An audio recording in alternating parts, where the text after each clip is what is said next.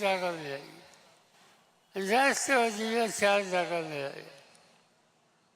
नंतरच्या काळामध्ये आम्ही लोकांनी फावले टाकली, कष्ट केले, राज्याची स्थिती बदलायची कशी याची काळजी घेतली.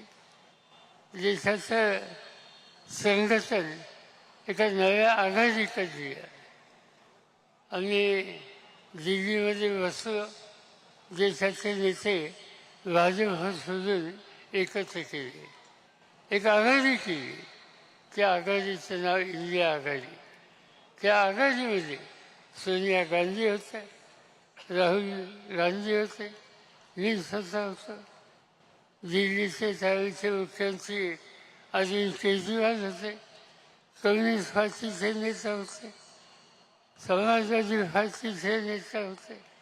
या सगळ्यांनी मिळून आम्ही एक प्रयत्न हा केला की हा देश पुन्हा लोकशाहीचा रस्ता येईल का नाही याची चिंता लोकांना वाटत होती. त्याचं कारण देशाचे प्रधानमंत्री ठिकठिकाणी जाऊन आम्हाला 400 खासदारांना निवडून द्या ही भूमिका मांडत होती.